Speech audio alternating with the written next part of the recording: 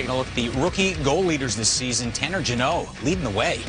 He's got some toughness to go along with those goals as well. Tied for the league lead in fights with 6. So getting it done offensively as well as with the mitts. Lucas Raymond, Trevor Zegras, Dawson, Mercer, and Jonathan Dahlen rounding out the top 5. So let's do a little Calder talk right now. At this point, what would your ballot look like? Who are your top 5 rookies in order of importance right now? Okay, let's keep in mind we're not past the halfway point, so a lot could change. But right now, for the play that players have given us and kind of projecting how I think it'll finish, you can see my top 5 starting with the player I would have winning the Calder Trophy, Trevor Zegras. I just can't look past the Michigan, the pass to Sonny Milano. Never mind he's first technically amongst all rookies in points per game. He's not actually first in terms of most points. That does belong to Lucas Raymond. He's been terrific and formed an amazing top line for Detroit. Seider, he's first amongst all rookies in ice time.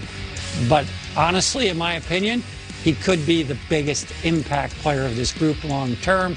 I got Seth Jarvis in there because we're not talking enough about this kid. He's only played 24 games, but he's got 15 points, and technically he would be 4th highest at .63 points per game. And then, of course, Anton Lundell, the captain of his SM Liga team in Finland. Are you kidding me? How can you be a captain over in Europe of a men's team at that age? Well, he's provided great leadership and some scoring. Only played 31 games, but he's got 18 points. He's been incredibly valuable. I could go on and on and on. There's that many great rookies this year, but those guys have really stood out for me. You mentioned the Michigan with respect to Zegras, and not coincidentally, I mean, honestly, his game has taken a different trajectory since that moment. Plays 100%. With the kind of confidence that, you know, having executed on a really unique, really creative play, it has added to his game without question. And in my estimation, you know, I would have had him, you know, shaded a little further down that list if I was asked this a while ago, but he's really narrowed the gap since that time. In my estimation, this is a guy that's really, the future looks bright for the Anaheim Ducks. Zegras has, in my expectation, he's exceeded expectations. My top 5 looks a little different. I'm glad you paid some respect to Seider because he ends up number 1 on my list for this reason.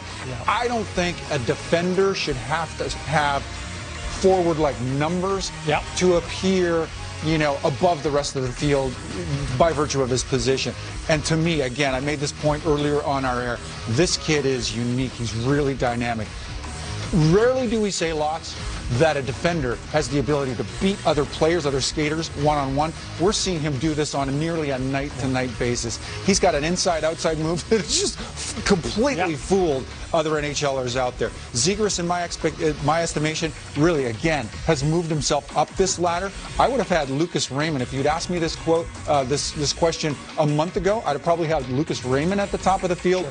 But Seider and Zegras, to me, have kind of narrowed the gap and maybe surpassed what Raymond has done. And that's no knock on Raymond. I think he's been really exciting, a real boon to these Red Wings, and it just leaves you nothing but leaning into the future if you're a fan of the winged wheel.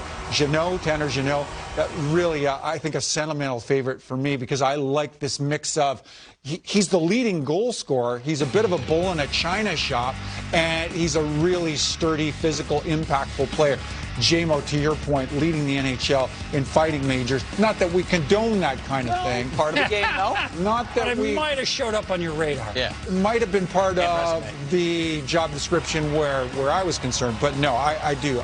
He's been an important part of why these Preds are where they are today. Tanner Jeannot has virtually come out of nowhere. Really auspicious beginnings, and gosh, he's making an impact for this group. He's got the frame at 210 pounds. Sir. Yes, sir. And that's, even in today's game, I love to see that.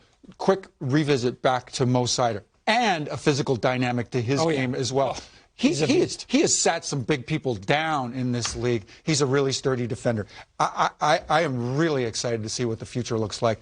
His game is going to grow by the year. 7 pretty great players for a number of different franchises. We can go on and on and on. And we're leaving out Dawson, Mercer. Can I make this point? I don't know when we've had such a stout collection of really talented rookies. And again, your disclaimer is a fair one. We're halfway, but we got a real collection of young guys to talk about. Usually there's an odds-on favorite out of the gate, and that's who we end up singing his praises at the end of the year. Yeah. This is a great race. How do you guys value the Rookie of the Year? Is it just flash and sizzle and how much we talk about a guy and the impact he makes, or the impact a guy makes on his team to make that team better? It's definitely a combination for me where their statue is around the league. I don't value it maybe like you think in terms of who do I think would have the most value to a team long term. If you ask me that, my answer would be Seider. Yeah. It's hard to find. How do you think the voters take it? Is it more voters take it, I think, sizzle and flair and highlights? We do not vote on the Rookie of the Year, just for clarity. But I do think when I see the results a lot of times, I think that defensemen are discounted.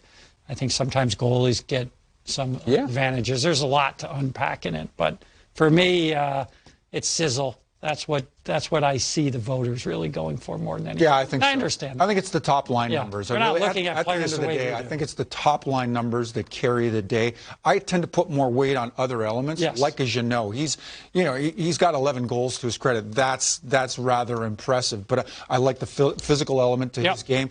And honestly, where Seider is concerned, there's so much more to this player's game aside from you see the 320 and 23 for 23 points. There's so much more to his game. That's a really complicated package. Lucas Raymond has really blown me away. I just didn't see this coming for him this year. That's what's really stood out to me. And then we could get into the whole argument of age as well, because Tanner Jeannot is a great story. He does meet the qualifications, but he is 24 years old. Right. And we've had that before with Kaprizov and Aaron. And every year. We'll have it every year, right? Every year, all the time. Good problem to have. Exactly, and a great problem. Love to have anyone. That Calder race right now. A lot of names certainly worthy of the honor when all is said and done. We'll have to wait and see to find out.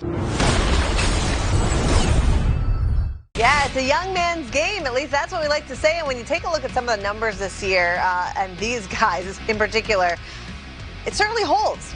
Corey Prominent from The Athletic has a great article up right now that you should go check out, ranking the best under 23 years old NHL players. He's got 20 guys in total. These are his top 5: Andrei Svechnikov, Jack Hughes, Lucas Raymond, Trevor Zegras, and Quinn Hughes. So as we welcome Corey in right now, because of that article, it really sparked some conversation among us, and we wanted to kind of share our thoughts as well. You have Andrei Svechnikov as your #1 ranked player under 23. How do you evaluate the players, and how'd you land on him as your top guy?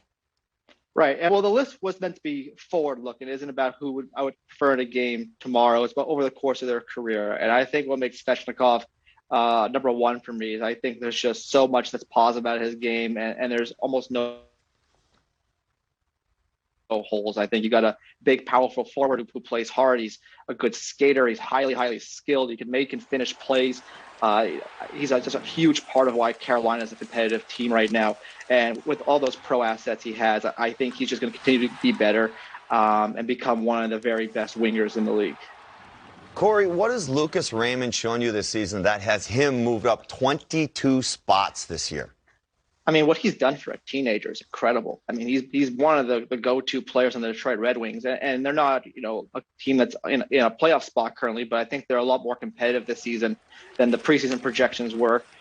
He's a big part of that. Moritz Seider's a big part of that. Lucas Raymond's hockey sense, his playmaking, his overall puck skills are elite. He's running their first power play unit a lot of the nights. He's a 19-year-old. His offensive touch and game are things you saw when he was a draft eligible, why he went 4th overall. But I think how quickly he's been great in the NHL has surprised even some of his biggest fans.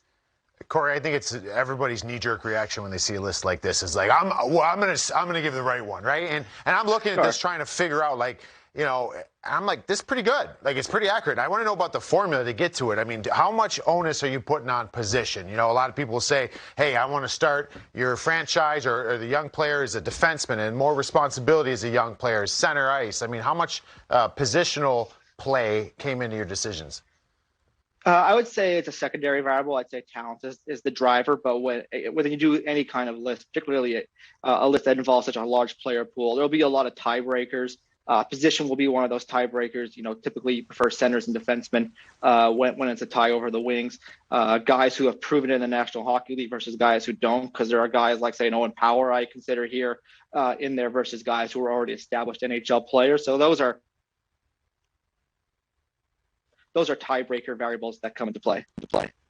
Well, it's really fascinating thinking about how you do come up, because you look at points, right? That's what I look at first and foremost. But you're right. If you're trying to be forward thinking and identifying really the ceiling for a player, that comes into play. So you talked about Lucas Raymond and how he shot right up your list. Who else do you think has that potential to go into the elite tier? Right. I mean, you kind of go back to the 2020 draft. The draft with Alexis Lafreniere and Quinton Byfield. And Byfield is the one that comes to mind. He's not in the NHL right now, second overall pick by the LA Kings. But I think have a guy who is, big, very good skater for his size.